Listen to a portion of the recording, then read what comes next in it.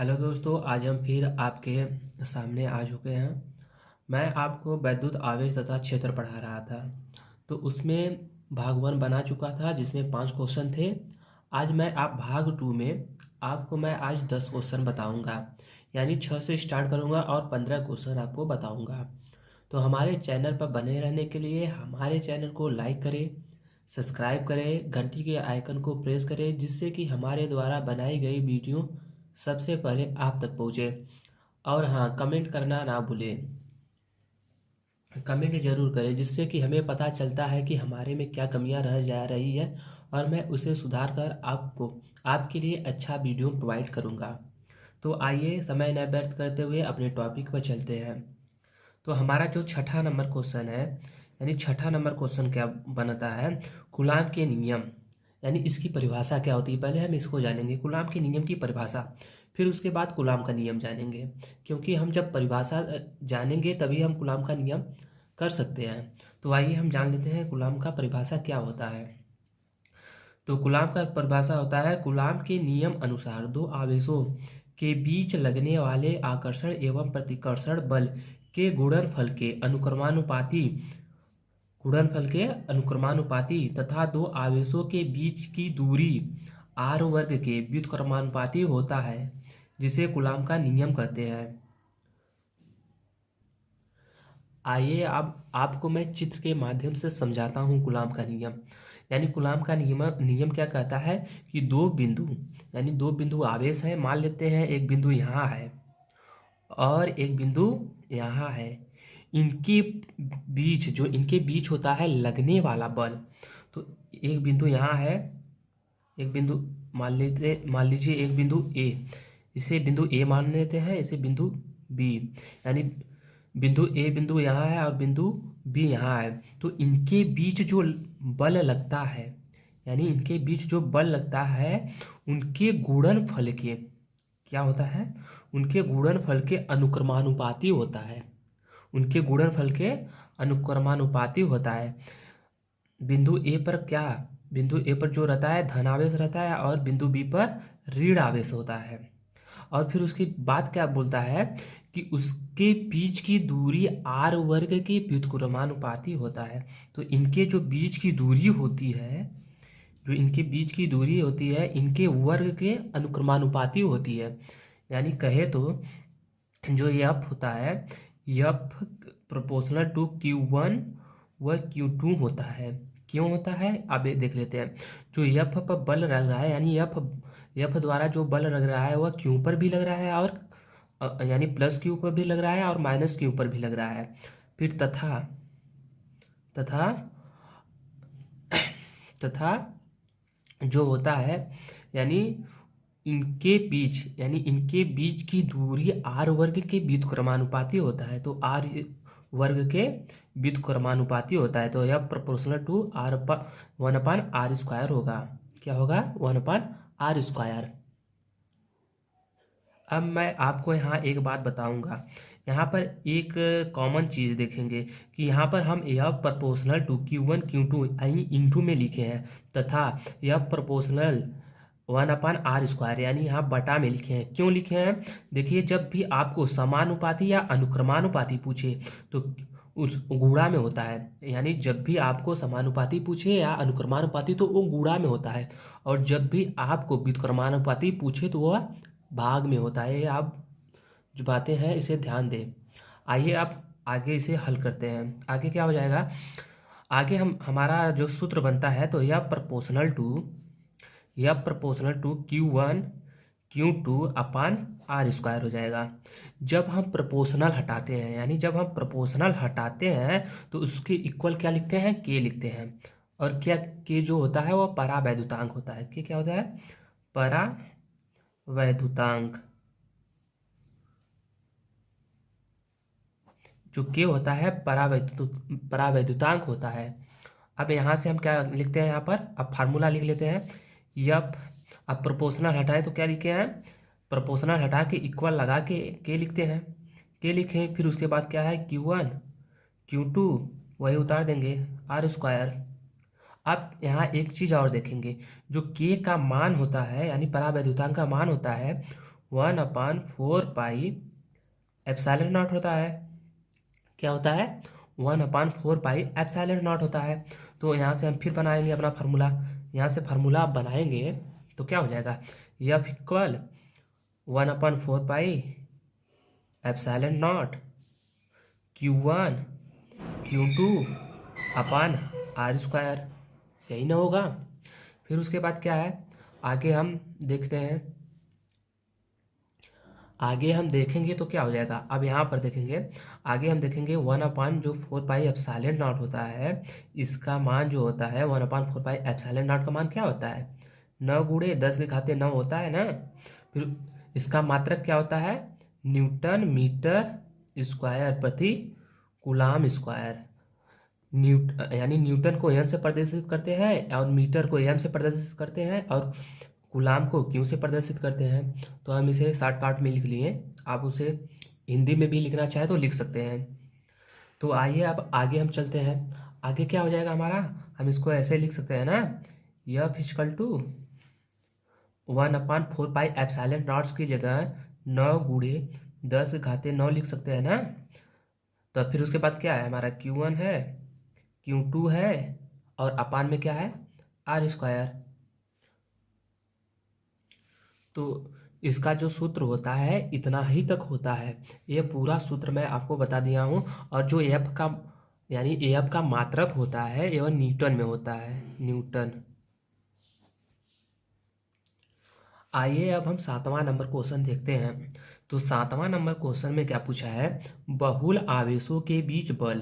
क्या पूछा है? बहुल आवेशों के बीच बल, या इसे अध्यारोपण का सिद्धांत भी कहते हैं दोस्तों।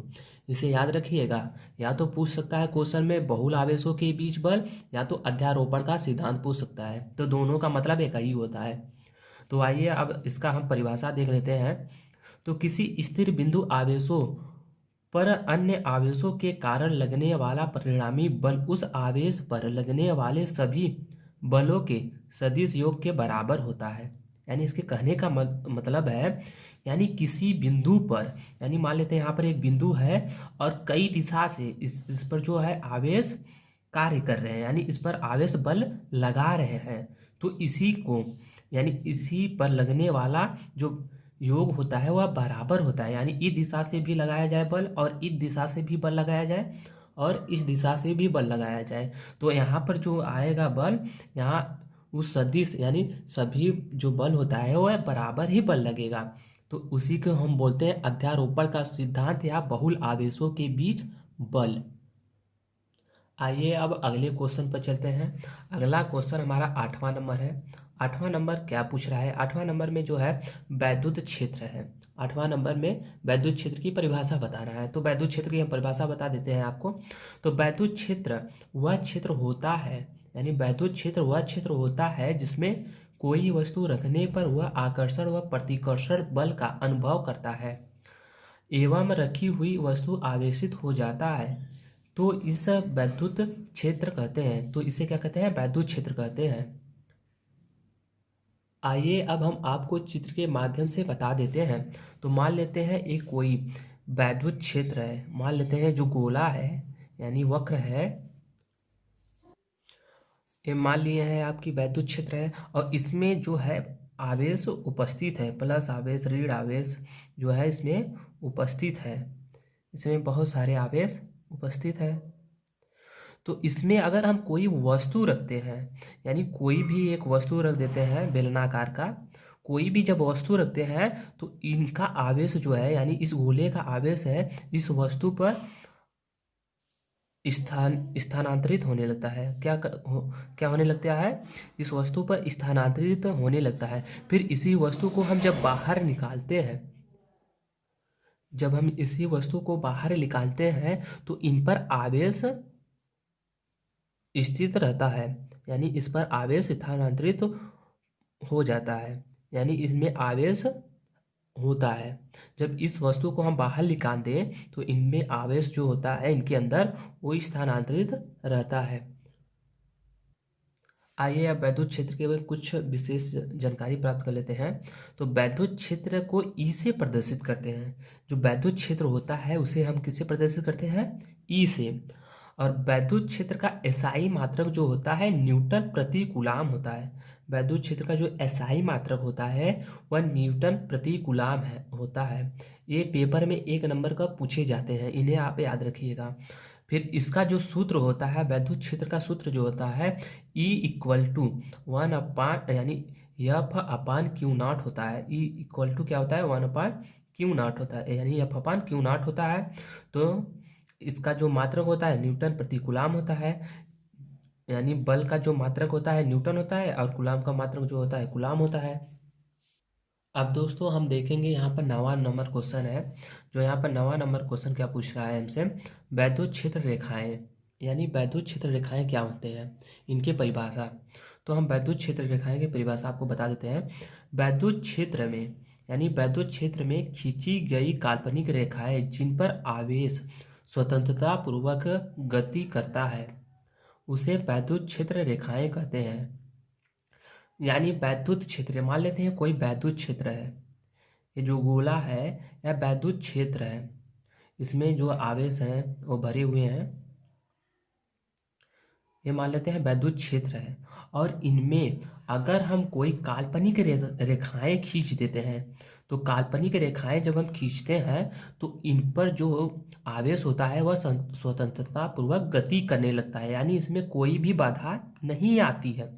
तो इसी को कहते हैं हम वैद्युत क्षेत्र रेखाएं। तो इसको क्या कहते हैं, वैद्युत क्षेत्र रेखाएं। आइए देख लेते हैं वैद्युत क्षेत्र रेखाएं के गुण। तो वैद्युत क्षेत्र रेखाएं के गुण क्या क्या है हम इसको जान लेते हैं, ये पेपर में पूछे जाते हैं। तो आइए अब हम देख लेते हैं। विद्युत बल रेखा धन आवेश से उत्पन्न होती है और ऋण आवेश पर समाप्त हो जाती है। जो विद्युत बल रेखा होती है वह धन आवेश से उत्पन्न होती है और ऋण आवेश पर समाप्त हो जाती है।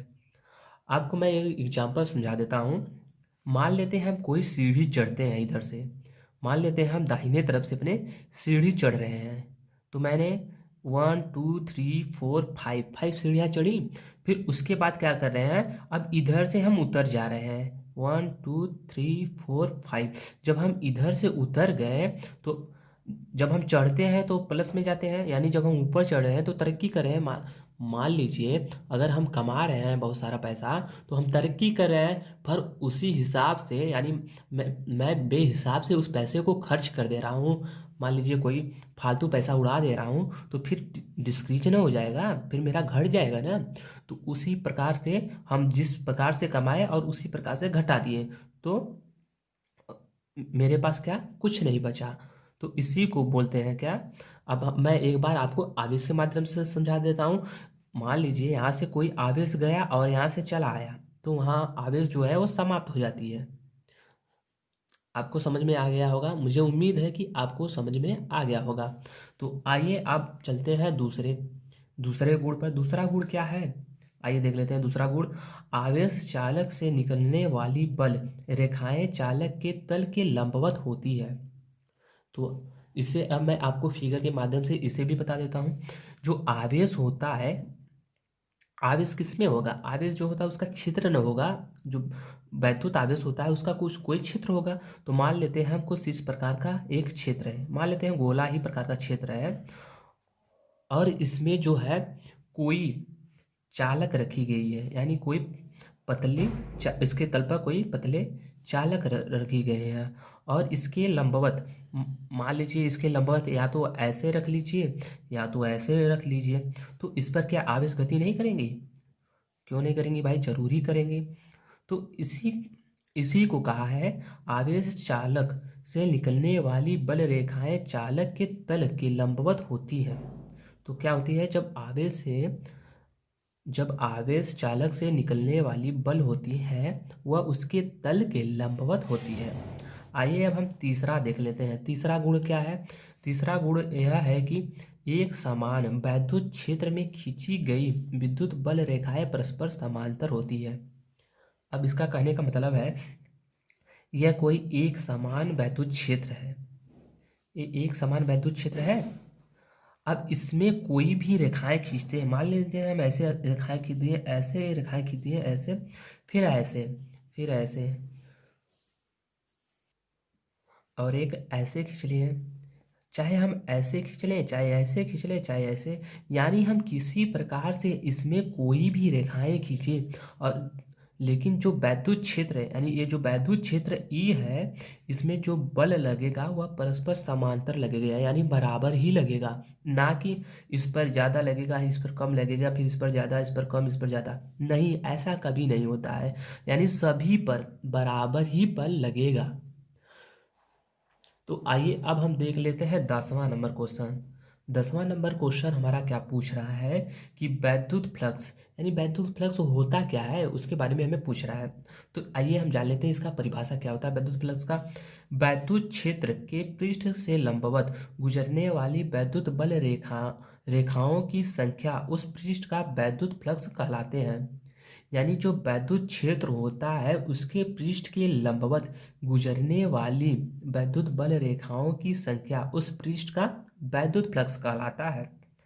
मान लेते हैं यहाँ पर कोई क्षेत्र है, यानी वैद्युत क्षेत्र है, वैद्युत क्षेत्र है। वैद्युत क्षेत्र किसी भी प्रकार का हो सकता है, ना ही गोला, गोला कोई उसका आकार नहीं होता है, वो किसी भी प्रकार में संचित हो सकता है। तो मान लेते हैं वैद्युत फ्लक्स है और इसमें जो रेखाएं हैं वो इस प्रकार हैं कुछ। ये जो बल रेखाएं लग रही हैं ये कुछ लंबवत लगा दे रहे हैं, यानी पैरेलल या लंबवत लगा दे रहे हैं, कोई बात नहीं, किसी भी तरीके से लगाओ। यानी हम जो बल लग रहा है कुछ इस प्रकार लग रहा है और इनके जो आवेशों की संख्या होती है, यानी इन पर जो आवेश होता है, इन पर आवेश, इन पर आवेश, इन पर आवेश जो होता है वह पृष्ठ के, यानी पृष्ठ के समांतर होता है। जो वैद्युत फ्लक्स के जो पृष्ठ होता है उसके समांतर होता है, यानी उसके बराबर ही लगता है। आई होप कि यह आपको समझ में आया होगा। आइए अब हम आगे चलते हैं। आगे क्या लिखा गया है, वैद्युत फ्लक्स का मात्रक, यानी वैद्युत फ्लक्स का मात्रक होता क्या है। तो वैद्युत फ्लक्स का जो मात्रक होता है वो न्यूटन मीटर स्क्वायर प्रति कूलाम स्क्वायर होता है। क्या होता है, न्यूटन मीटर स्क्वायर प्रति कूलाम स्क्वायर होता है। वैद्युत फ्लक्स एक सदिश राशि है। वैद्युत फ्लक्स क्या है, एक सदिश राशि है, यानी इसकी दिशा ज्ञात होती है। यानी आप सदिश राशि और अदिश राशि में अंतर समझना सीख लीजिए। सदिश राशि वह राशियां होती है जिनकी दिशा और परिमाण दोनों ज्ञात होते हैं, उन्हें हम सदिश राशि कहते हैं।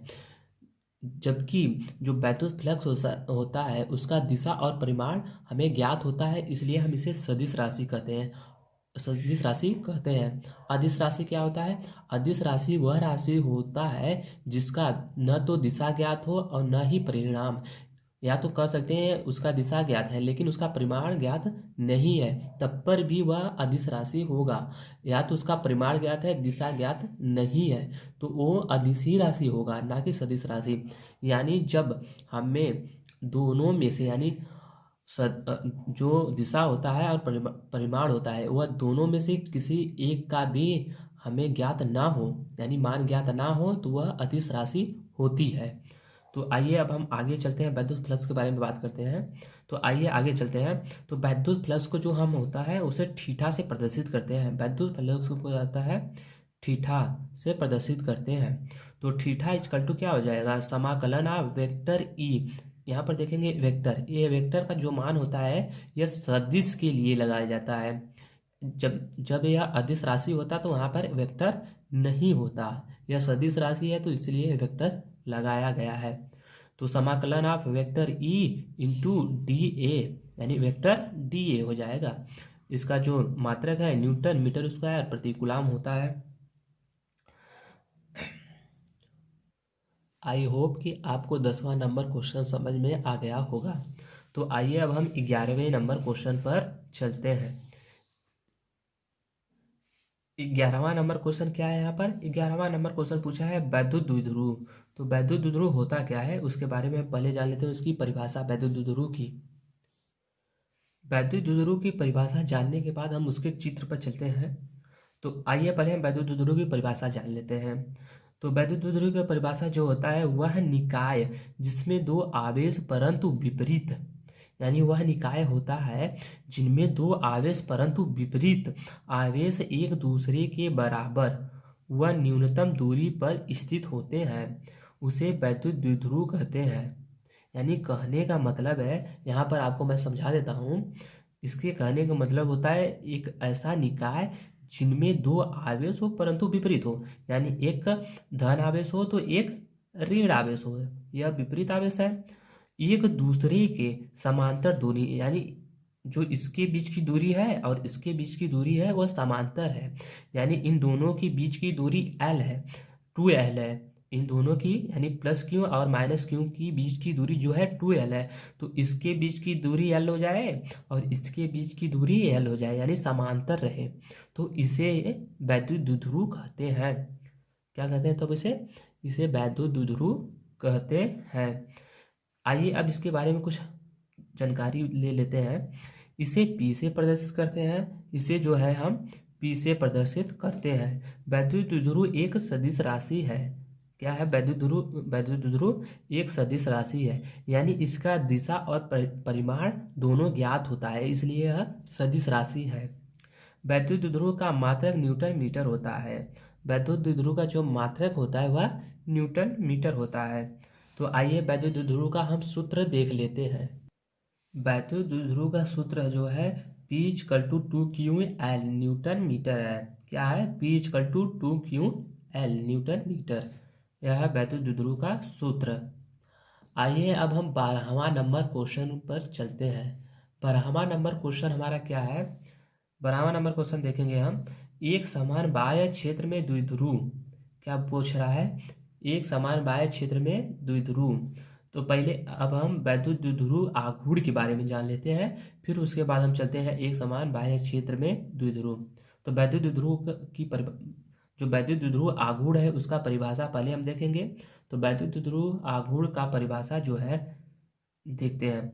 निकाय यानी निकाय के दोनों आवेशों में से किसी एक आवेश और दोनों आवेशों के बीच के गुणनफल को विद्युत द्विध्रुव आघूर्ण का, यानी द्विध्रुव का वैद्युत द्विध्रुव आघूर्ण कहते हैं। एक बार फिर से देख लेते हैं। निकाय के दोनों आवेशों में से किसी एक आवेश और दोनों आवेशों के बीच के गुणनफल को द्विध्रुव का वैद्युत द्विध्रुव आघूर्ण कहते हैं। आई होप कि यह परिभाषा आपको समझ में आया होगा। नहीं आया होगा तो आप मुझे कमेंट में कमेंट कर दीजिएगा कि हमें 12वें नंबर का परिभाषा समझ में नहीं आया, तो मैं आपको एक बार फिर से बता दूंगा। आइए अब चलते हैं हम नेक्स्ट क्वेश्चन पर, यानी 13वां नंबर क्वेश्चन। सॉरी दोस्तों, मैं आपको 13वां नंबर क्वेश्चन बताने के लिए बोला था, लेकिन इसमें एक और हेडिंग बच चुका है जिसे मैं अब बताऊंगा। 13वां नंबर क्वेश्चन इसके बाद में मैं बता दूंगा। तो एक समान वैद्युत क्षेत्र में जो रखे बल था वो मैं आपको भूल गया था बताना, तो मैं अब इसको बता कर ही 13वां नंबर क्वेश्चन पर पहुंचूंगा। तो एक समान वैद्युत क्षेत्र में रखे वैद्युत द्विध्रुव पर बल युग्म, क्या पूछ रहा है? एक समान, यानी एक समान वैद्युत क्षेत्र में रखे वैद्युत द्विध्रुव पर बल युग्म। तो हम क्या करते हैं, पहले हम चित्र बना लेते हैं। पहले हम एक समान वैद्युत क्षेत्र बना लेते हैं। तो जो चित्र होता है कुछ इस प्रकार का होता है। आइए देख लेते हैं चित्र क्या होता है। चित्र इस प्रकार का होता है।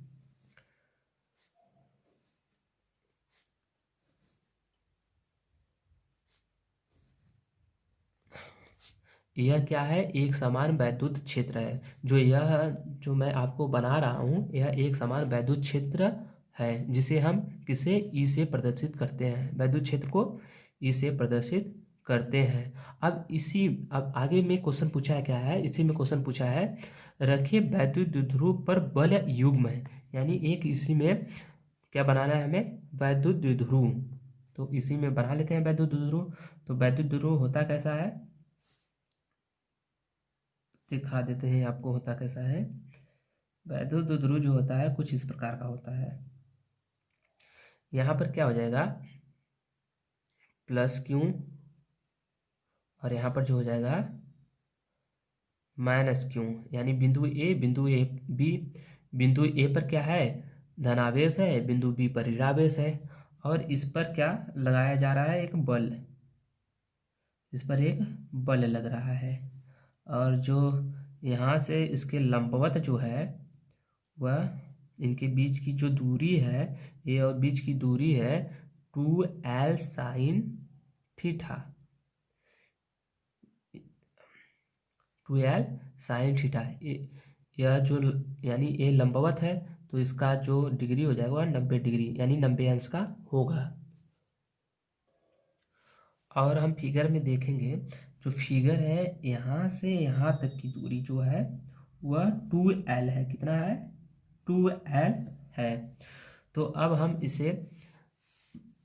इसी की माध्यम से हम एक समान वैद्युत क्षेत्र में रखे वैद्युत द्विध्रुवीय बल युग्म प्राप्त करेंगे।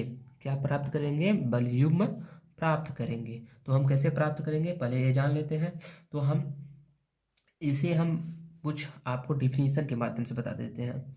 तो यदि क्या पूछा है, यदि किसी वैद्युत द्विध्रुव को एक समान वैद्युत क्षेत्र में, क्या बोले हम, यदि किसी एक समान क्षेत्र जो है, यानी ये जो एक समान वैद्युत क्षेत्र है उसमें वैद्युत द्विध्रुव को विपरीत यानी विपरीत बल पर कार्य करता है, यानी जो विपरीत बल है यानी प्लस आवेश है और ऋण आवेश है, इस पर कार्य करने वाले यह बल युग्म द्विध्रुव को क्षेत्र की दिशा में संरेख करने का प्रयत्न करते हैं। इस प्रत्यानयन बल युग्म कहते हैं। इसे जो है प्रत्यानयन बल युग्म कहते हैं। यह जो है एक दिशा को निर्देशित करते हैं, जिसे प्रत्यानयन बल युग्म कहते हैं। आइए अब हम फिगर को समझाते हुए आपको इसका डिफिनीशन करा देते हैं। तो क्या है, हम देखेंगे यहाँ पर जो बल लग रहा है, बल क्या लग रहा है, बल युग्म टा बराबर हो जाएगा, क्या हो जाएगा, बल टा बराबर क्या हो जाएगा, बल गुणे बल के मध्य यानी बलों के मध्य लंबवत दूरी, बल गुणे क्या हो जाएगा, बलों के मध्य लंबवत दूरी क्या हो जाएगा, बलों के मध्य लंबवत दूरी। फिर उसके बाद हम क्या लिखते हैं, फिर टा इक्वल टू लिखते हैं यफ, यानी बल को किससे दर्शाते हैं, यफ से। फिर उसको बलों के मध्य लंबवत दूरी, जो बलों के मध्य लंबवत दूरी क्या है, बलों के जो मध्य लंबवत दूरी है, यहाँ से यहाँ तक की जो दूरी है ए बी है, नहीं यहाँ से और यहाँ तक की जो लंबवत दूरी है, ए लंबवत दूरी है, तो ए सी है लंबवत दूरी ना, तो ए सी लिख लेंगे। और यहाँ से फिर देखेंगे, फिर क्या है, फिर टा इक्वल टू हो जाएगा, टा equal to Q E into 2l sine theta. अब ये क्यों होता है 2l साइन थीटा, AC के बीच देखेंगे जो AC का मान है 2l साइन थीटा है, तो उसी को हम यहाँ पर रख दिए हैं। अब यहाँ पर क्यू ई कहाँ से आया, मैं इसको भी बता देता हूँ आपको।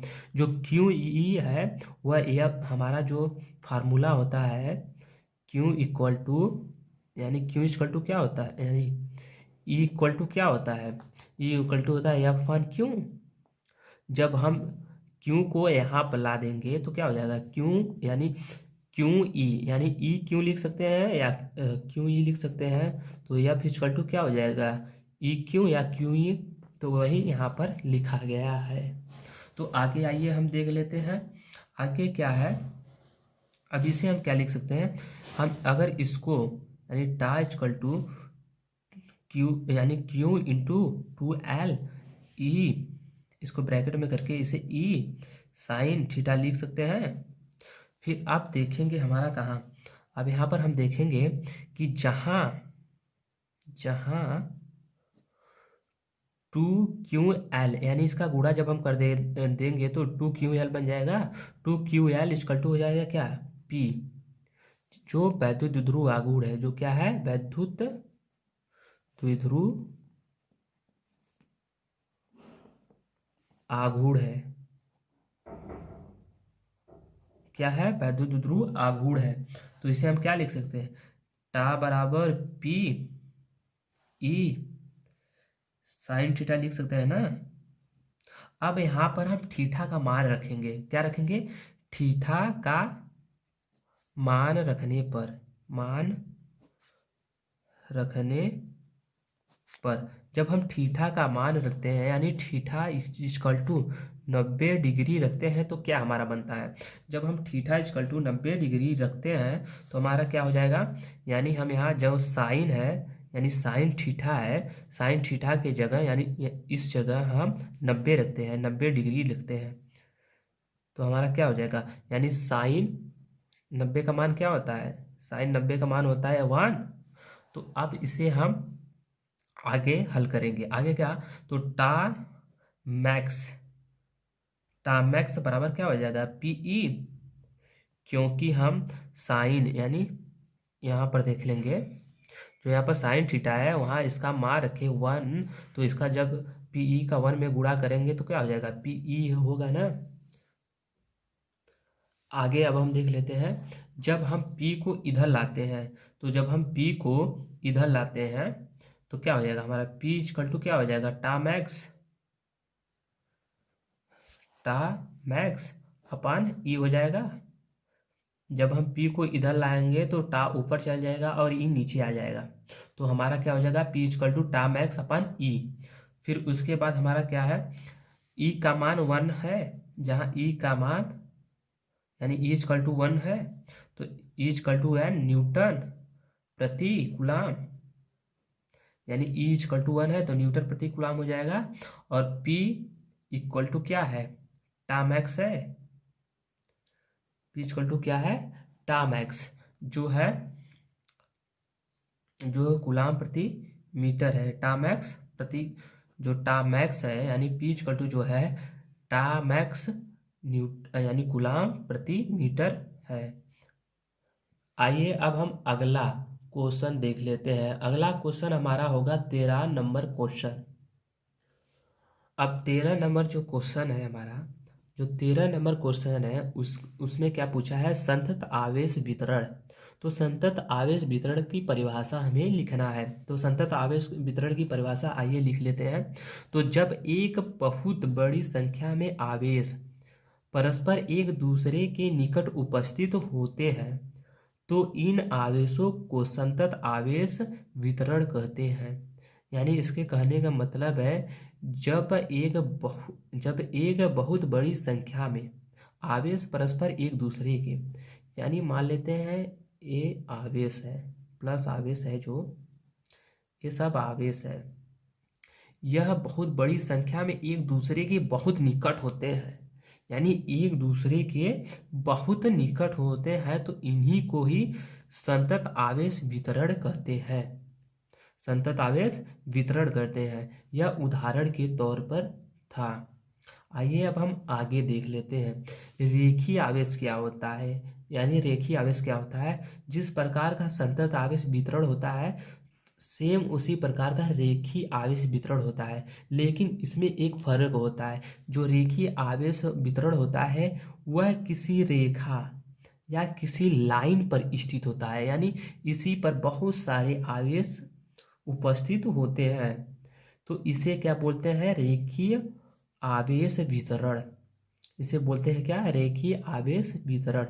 लेकिन हमारे एनसीईआरटी जो क्वेश्चन में पूछा गया है बस वह संतत आवेश वितरण, ये मैं अपने से आपको बता दे रहा हूँ क्योंकि ये कभी आपको कोई पूछा सकता है। आइए अब हम देख लेते हैं 14 नंबर क्वेश्चन।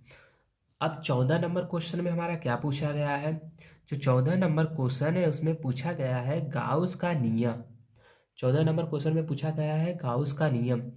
तो आइए गाउस के नियम का परिभाषा देख लेते हैं। तो किसी स्थिर वैद्युत क्षेत्र में उपस्थित बंद पृष्ठ से गुजरने वाली वैद्युत फ्लक्स तथा पृष्ठ के अंदर उपस्थित कुल आवेशों में एक संबंध स्थापित करता है। इस संबंध को गाउस का नियम तथा इस बंद पृष्ठ को गाउसी पृष्ठ कहते हैं। एक बार अब मैं आपको फिर से बता देता हूँ। किसी स्थिर वैद्युत क्षेत्र में उपस्थित बंद पृष्ठ से गुजरने वाली वैद्युत फ्लक्स तथा पृष्ठ के अंदर उपस्थित कुल आवेशों में एक संबंध स्थापित करता है। इस संबंध को गाउस का नियम तथा इस बंद पृष्ठ को गाउसीय पृष्ठ कहते हैं। अब हम आगे क्वेश्चन एक और है उसे देख लेते हैं। आगे जो है 15 नंबर क्वेश्चन है। तो 15 नंबर क्वेश्चन में पूछा गया है गाउस नियम का अनुप्रयोग। मैं आपको इसमें बस फिगर और इसका डेरिवेशन कराऊंगा और उसी में आपको मैं बताते चलूँगा और आप अपने नोट पर लिखते चलिएगा, क्योंकि मैं अगर लिखूँगा तो यह वीडियो बहुत ही लंबी हो जाएगी। आइए समय व्यर्थ न करते हुए चलते हैं। वैसे में ये वीडियो बहुत लंबी हो चुकी है। तो मैं गाउस नियम का अनुप्रयोग चित्र देख लेते हैं। यहाँ पर चित्र जो है गाउस का कुछ इस प्रकार होता है। किसी प्रकार टेढ़ा मेढ़ा बना लीजिए, मुझे तो इतना चित्र बनाने नहीं आता, लेकिन बना दे रहा हूँ। तो जो गाउस का चित्र होता है कुछ इस प्रकार होता है।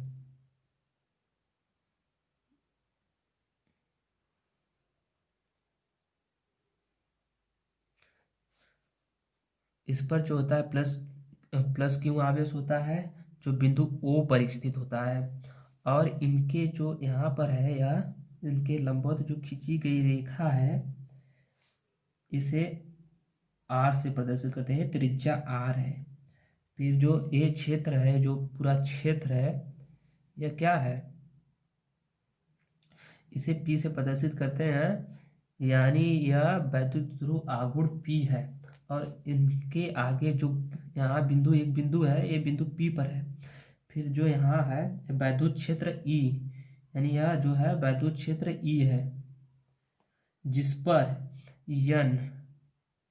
पर यन और डी ए बल लग रहा है, यानी डी ए बल लग रहा है, और यहाँ पर हो जाएगा डी ए, और जो यहाँ पर होगा डी, और ये क्या है डब्लू, डी डब्लू।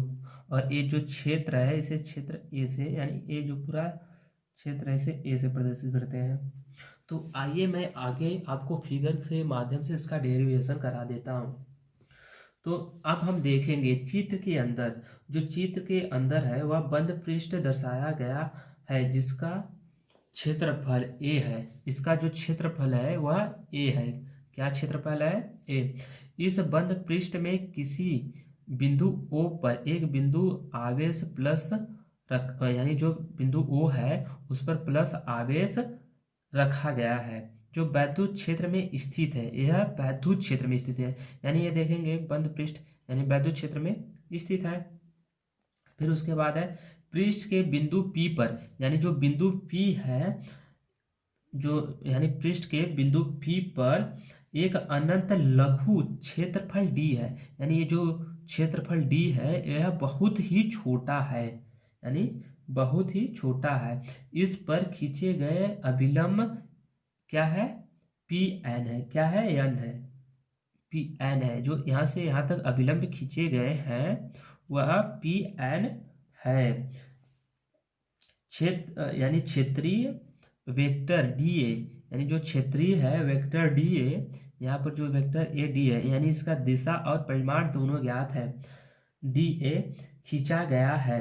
तो बिंदु पी पर, यानी जो बिंदु पी पर है वह बिंदु पी पर प्लस आवेश प्लस क्यू आवेश है, यानी बिंदु पी पर प्लस क्यू आवेश के कारण उत्पन्न वैद्युत क्षेत्र है। यानी बिंदु पी पर प्लस क्यू, यानी बिंदु पी पर प्लस क्यू के कारण उत्पन्न वैद्युत क्षेत्र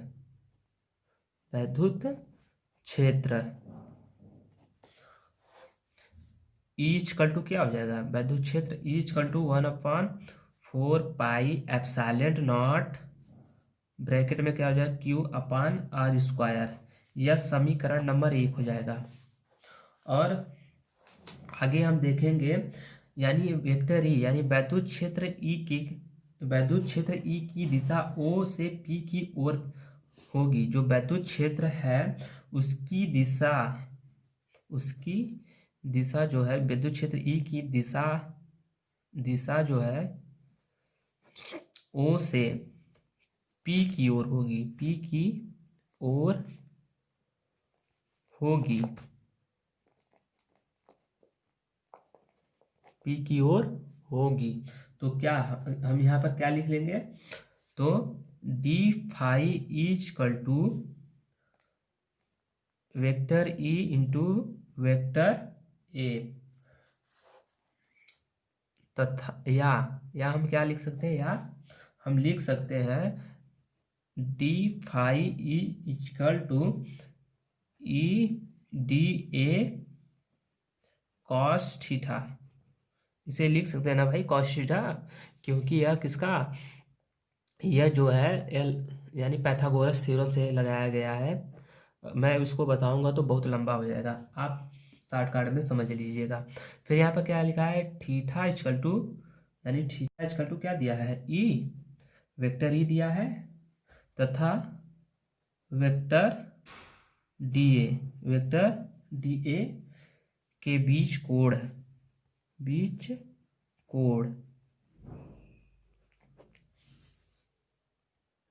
यहाँ पर जो था समीकरण नंबर 2 था।